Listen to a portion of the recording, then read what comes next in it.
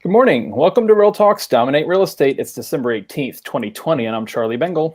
And I'm Eyerusalem Meaza. Grab a cup of coffee and let's make your real estate career better. Happy Friday, Eyerusalem. What's in the news today? Happy Friday. In this morning headlines, now that the first COVID-19 vaccines are being delivered across the U.S., it seems like the end of this surreal, stay 6 feet apart, shelter-in-place existence is finally in sight. And yet some of the adaptations we've made this year are likely to stick around. The same goes for house hunting, buying, and life at home in general. The pandemic has accelerated a shift to technological tools that make life easier for everyone involved in real estate transactions. For home buyers, a lot of features have gone from the nice to have to the essential column. Here are all the changes that came to real estate in 2020 that are likely here to stay. The biggest wake-up call this year was for city dwellers who'd long justified the high expense of their tiny apartments with the many perks of urban life until those suddenly became unavailable. People are looking for space and affordability, and the suburbs are where they can find it. In the nation's largest metropolitan areas, shoppers were spending more time checking out suburban listings than homes near the city center, according to Realtor.com research. Asking prices also shot up faster in the burbs, boosted by the surge in demand. Also, technology is making house hunting and buying more convenient. Facilitated by technology, remote mortgage pre-approvals, inspections, appraisals, and even closings are becoming the norm. And also, buyers are paying close attention to homes with plenty of space for work, school, exercise, and enjoying the fresh air. Millennials, many with young children, are now the largest group of home buyers, and their preferences will shape home buying for years to come. In other news, fewer investors are taking on home flips during the pandemic. Many of those who've stayed with it are seeing profits rise. The number of home flips dropped again in the third quarter, comprising only 5.1% of all home sales. Adam Data Solutions reports. Home flipping reflects a transaction in which the property is bought and sold within 12 months. The gross profit on a typical home flip nationwide, which is the difference between the median sales price and the median paid by investors, increased to $73,766, the highest amount since at least 2000. That is also up significantly from $61,800 in gross profits recorded from a year ago. Some additional highlights from Adam Data Solutions' latest report. Homes flipped in the third quarter were sold for a median price of $240,000.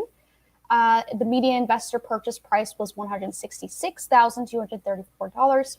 About 57% of homes flipped in the third quarter were purchased with all cash, up from 51% a year earlier. And home flippers who sold in the third quarter took an average of 192 days to complete the transaction, which is the highest level since the third quarter of 2003, Adam Data Solutions reports. Last but not least, single-family rent growth reaches pre-pandemic levels. Renters who desire more space as they ride out the pandemic are increasingly looking to upsize their single-family homes. Since the COVID-19 pandemic began, single-family rental prices have for the first time outpaced their pre-pandemic growth rate. National rent increases for single-family rental homes increased 3.1% year over year in October, according to CoreLogic's latest reading published in its new single-family rent index.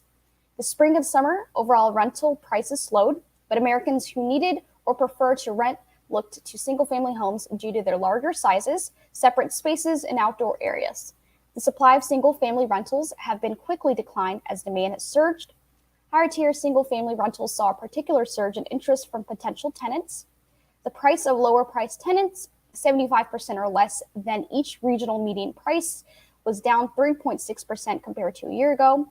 Meanwhile, the higher middle tier, 100 to 125% of each region's median value, is up 2.6% from a year ago, while the highest price tier, 125% or more than the regional value, is up 2.7% compared to last year.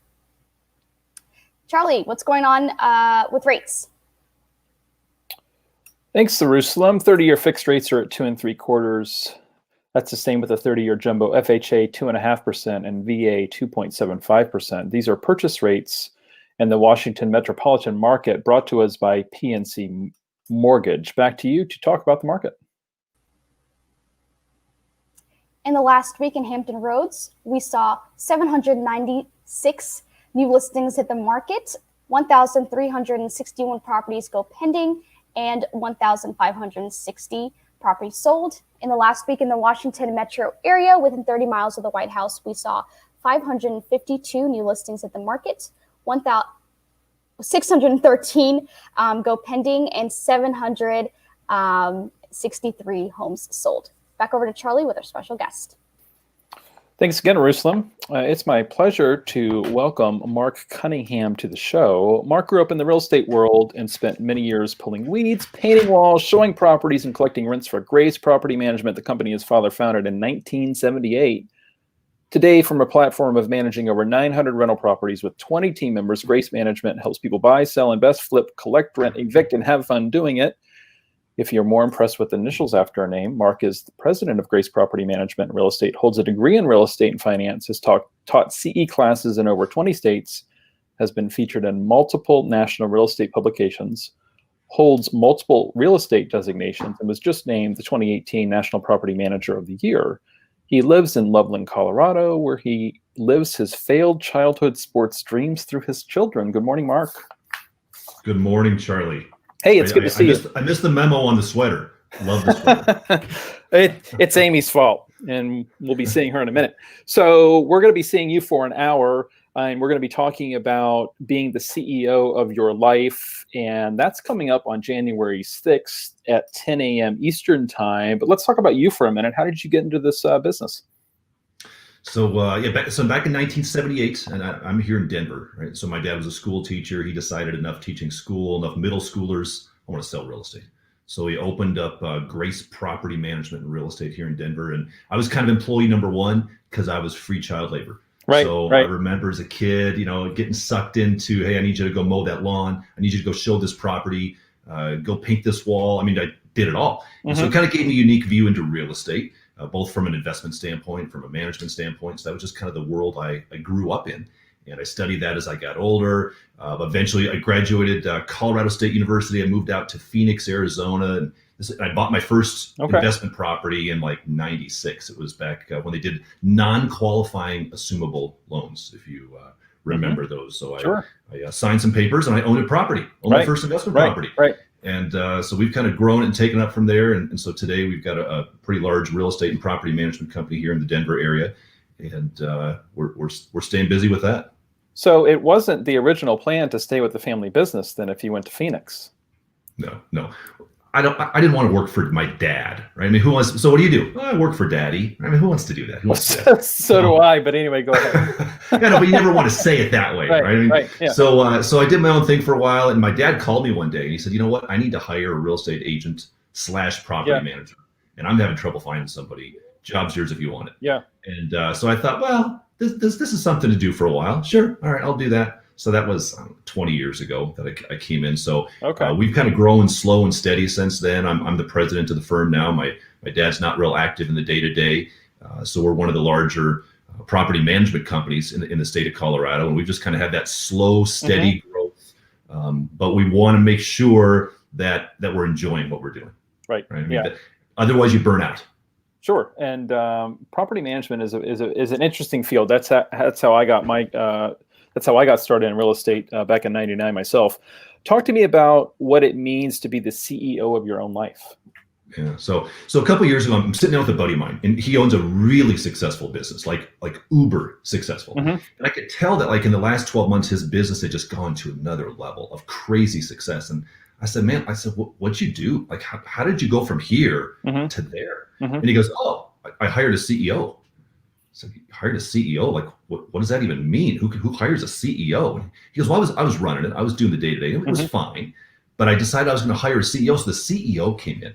He goes, and Mark, like he looked at my business through a whole different lens because he wasn't so involved in the day-to-day junk and all that stuff. So he could bring this new view. And man, he took my business to a whole nother level. And I said, well, like what do you do? Like, I don't understand. What does a CEO do? He goes, well, the first thing he did is he paid attention to the parts of the business that I was neglecting. I was like, well, that sounds cool. What does that mean? He goes, well, for example, like I'm a sales guy, right? I mean, I love to sell. So I spend my time as the business owner. I get out there and I sell and I sell and I sell. And that's great. He goes, I hate accounts receivable. So our accounts receivable was in the toilet. We had money outstanding. We weren't bringing anything, but I don't like that. I don't want to pay attention to that. So I didn't pay attention to that. So that's the first thing my CEO did is like, hey, I don't care if you like accounts payable or not. We got to tighten that area of the business up or it's going to kill the business. And so I was like, oh, okay. Yeah, I guess that makes sense. And then they said, then he looked at some other things that I don't like accounting.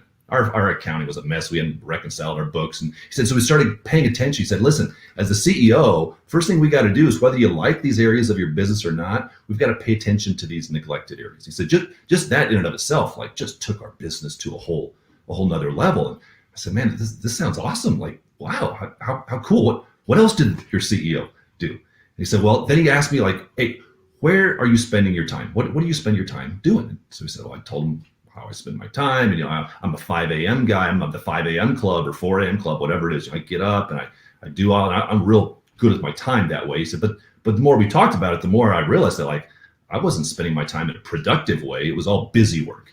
So I felt productive because I was doing a lot of activity, but there was no productivity. I just wasn't getting it done. So he changed the way I'm spending my time. So the more we talk, I was like, man, I don't need a CEO for my business. I was like, I need a CEO for my life. I need someone to come in and like, look at my life, look at the things I'm doing to kind of get control. And not that my life was out of control, but we all hit that point, especially in this year, right, with 2020, where we just feel burned out. We feel like we're running as fast as we can run. We're working as hard as we can work, but it's hard to see that progress type of a thing. I was talking to a guy the other day, and he said just that. He said, man, I feel like 2020 was the hardest year ever. I worked harder than I ever worked. And yet I look up at the end of the year and I feel like I'm treading water. All I did all year was tread water. I didn't lose anything, but man, all those big grand plans I had, I just didn't get there. And that's real common that we hear this year. So we took that mentality, right? That CEO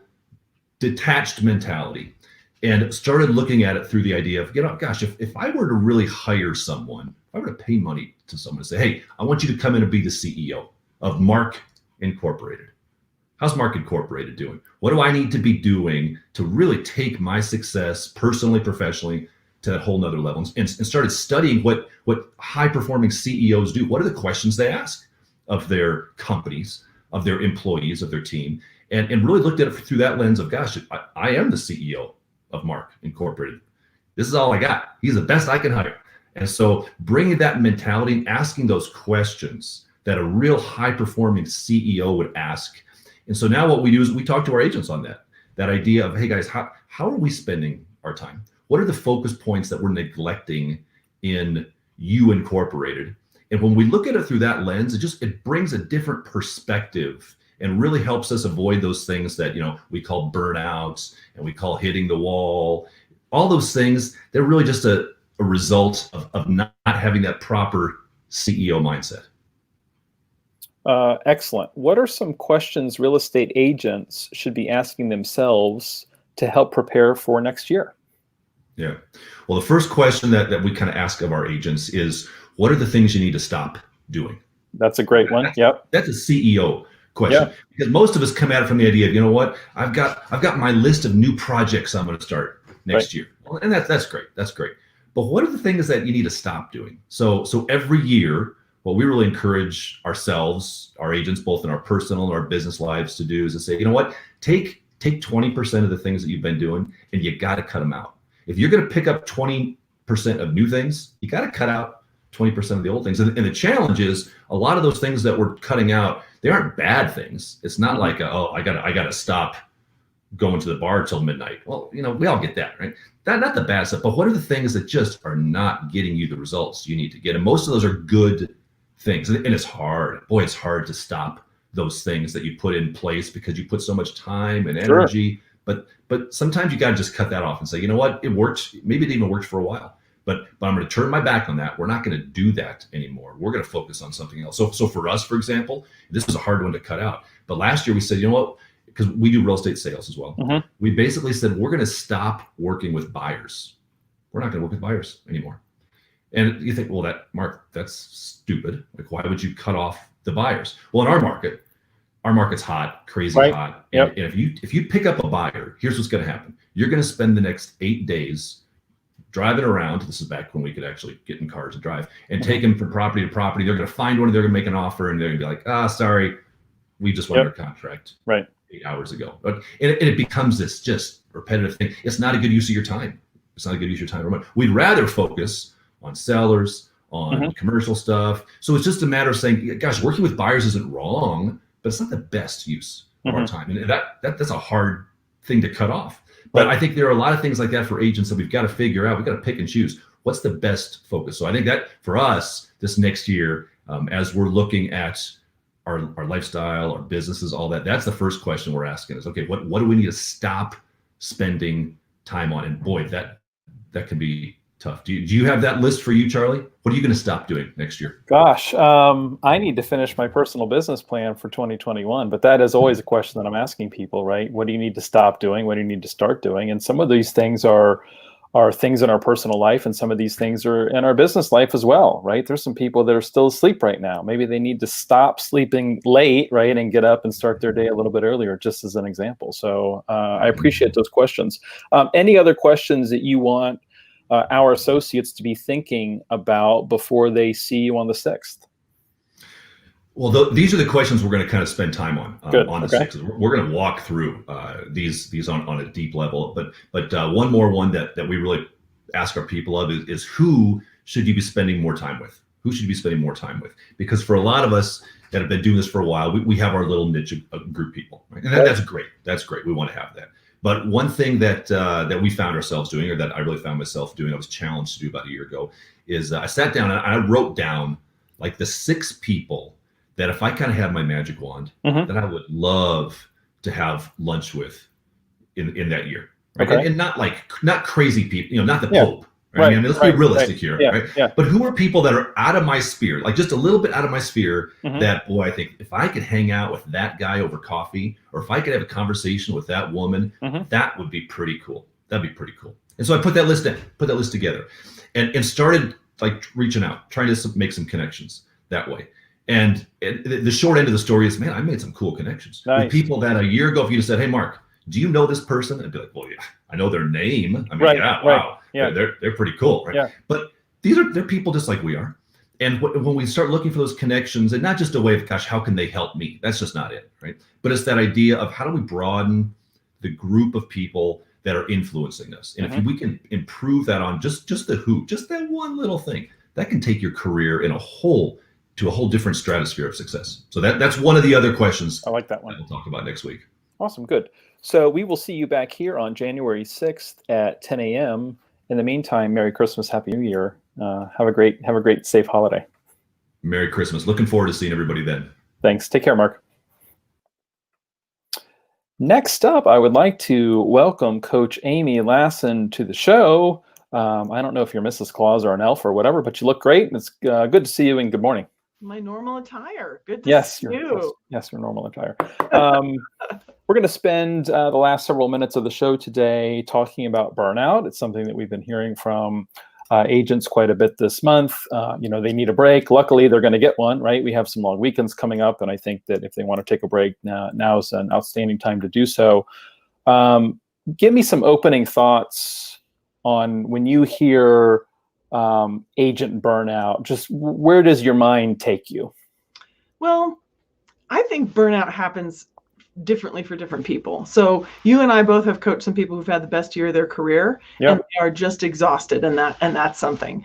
I remember years and years and years ago in the crash, I shouldn't have buried the lead by saying during the crash, I called my sister, who is also an agent, to say, I figured it out.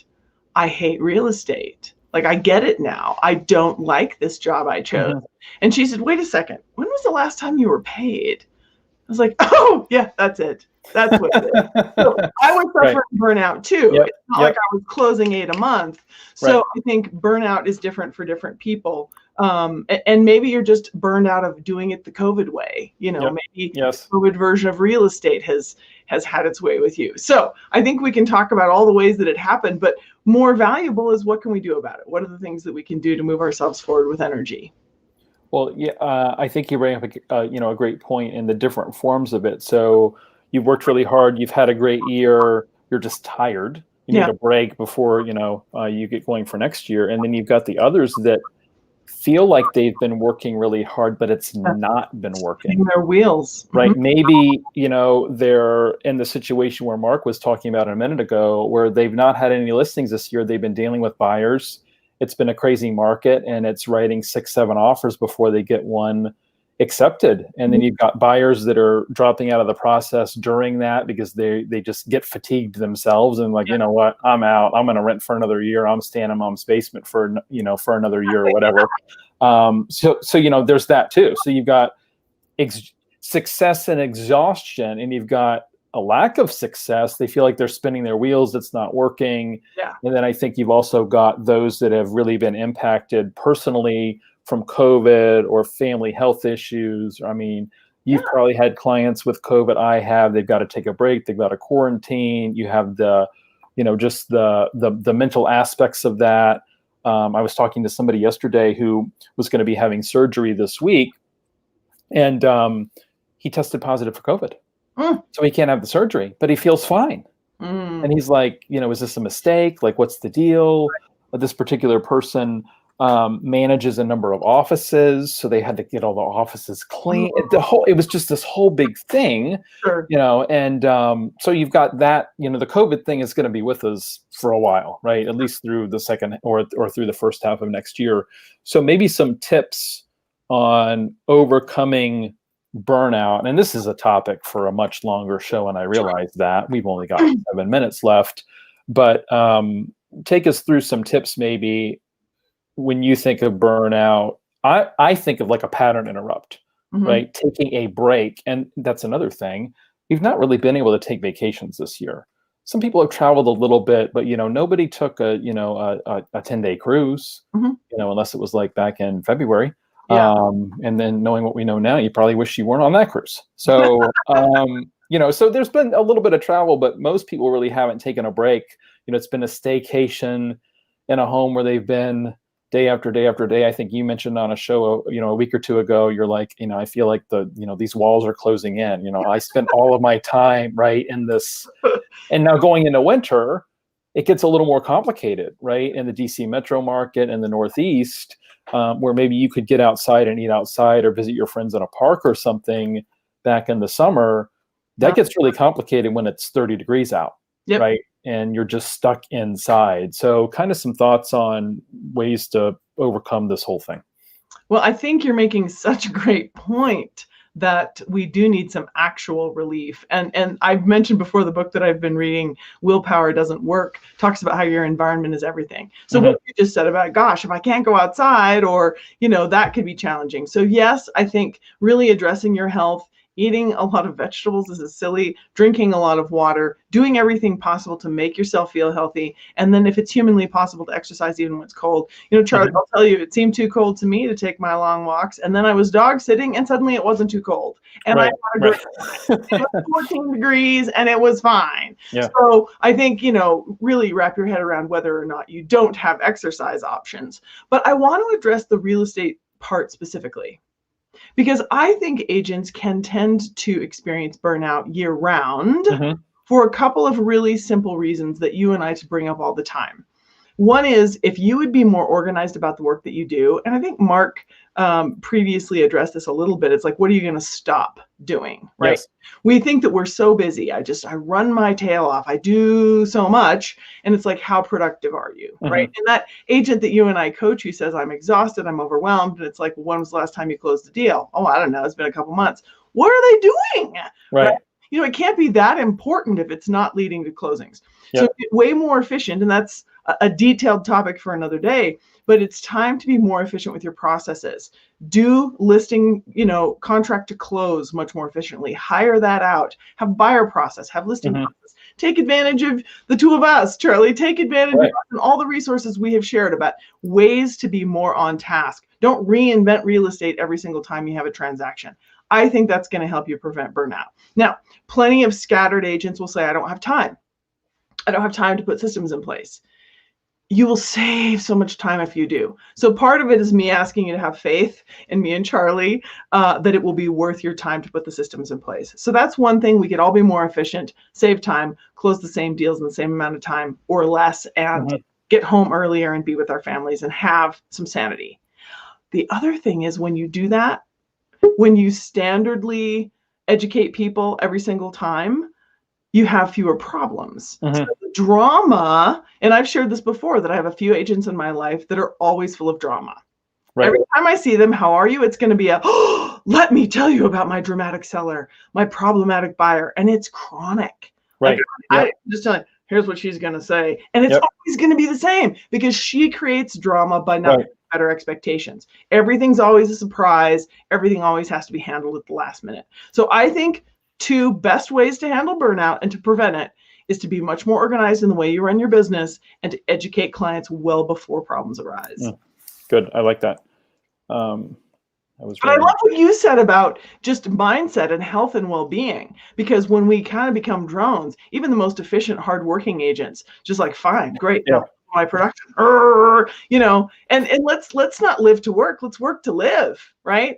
So time to find some outlets, baby. I don't know. I mean, I suspect when we are elderly, we're not going to be and retired and maybe on our deathbed, we're not going to be thinking, wow, I wish I would have closed one more sale, right? It would have been, I wish I would have spent more time with my family or done this or that. Probably more experiences, right? It's not going to be, I wish I would have bought more stuff even, right? It would have been probably experiences. So I think that that's important, and that's something to think about. And there's no reason not to give ourselves some grace this year, because it's just been an avalanche of bad news. Yeah. Right. It was COVID, and then it was the racial unrest, and then it was the election. It was just so negative, right? And that's continued to drag on, frankly, until this week, right? And I think it's going to, there's still going to be some negativity around that. So giving ourselves some grace. And for me, and I admit that I do not practice this all the time, but gratitude's in the moment when you find yourself frustrated, right? When I always pick the wrong line at the supermarket, and it's always the longest line, right? To be able to sit there or stand there and say, at least I'm lucky enough to be shopping in a grocery store and I can buy fresh food and I have the money to do so, right? That can snap you back into a very different reality, right? You're sitting in traffic, you're always hitting all the red lights or something like that. Well, at least I'm lucky enough to be driving a car, right? I can afford a car. I'm driving in a place that I want to be. So those that get caught in this kind of negative mindset, I think that the gratitudes, I am all for, writing out what we're grateful for in the morning. We talk about that in business planning, right? The powerful morning routine stuff, but, also using that throughout the day when we find ourselves negative, and then turning off the news. Yeah. I tell people, if you really need a good recap of national and world news, the 3 major networks, not cable, ABC, NBC, and CBS, it's 30 minutes. It's typically non-biased. You learn about your country and the world in and out in 30 minutes, right? We don't need to be going home and watching cable news all day. And I don't care what the channel is. It's not healthy. They're brainwashing you, so. Exactly. So those are my thoughts on burnout. I think, the pattern interrupt, and then, take a break the next couple of weeks, slow down a little bit.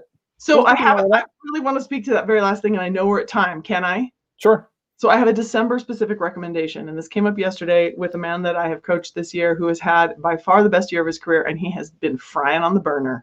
Like, he is really impressed with the money in the bank account and not sure it was worth it, because he is pretty over it. Yeah. And he said to me, I don't know what to do because I really want a breather. And he said, and I know what's going to happen if I take my foot off the gas. I'm not going to have the January and February I want. And so I said, okay, you have a decision to make right now because you really are fried, and I get that. But I said, here's what I would like to ask you to weave into your business plan for 2021. Look ahead to next December and plan right now to deliver 200 full color, printed, bound home value reports and do holiday pop buys for 100 people. Plan it all out now and delegate the whole thing. Right. Next December, when it comes, it's done and done, and it will happen while you're out skiing Yep. or whatever it is. So he really liked that idea. So he's going to get ahead of it and not have, Christmas, or it's like everything from Thanksgiving through New Year's, just be a guilt fest that he's not doing enough with his clients. I like it. So this is our last show together, and I didn't get to really show off my sloth here. Is it? Because I think we have one on the 23rd. Well, there will be a show on the 23rd, but I'm taking the 23rd off. So surprise everybody. I'm sure that you and Eyerusalem can cover that and do a fantastic job. So Merry Christmas, Happy New Year. I will see you back in the new year. I hope you have a chance to also have a little bit of downtime. And thanks for everything that you've done for Remax Allegiance this year. Oh, you're welcome. It is such a treat. It really is. Thank you. I appreciate my co-host as well, Eyerusalem, producer Jackie. Thanks to you as well. Back over to you, Eyerusalem. Thank you so much, Charlie and Amy. This year has been fast and crazy, but we did a lot of really good things today, this year with the brokerage. So it's really great working with you too. And Jackie, thank you for all your help. You've been tremendous with production, and agents have been really impressed. Yes, producer Jackie, there she is. Agents have been really impressed at how smooth our show has gone, and so I always praise you for that. Thank you so much. So everyone, thank you so much for watching, and hope that you have a wonderful weekend, and happy holidays, and happy new year. And we will most likely have a show next week with Coach Amy and I, but we will keep you informed with updates. Take care, everybody.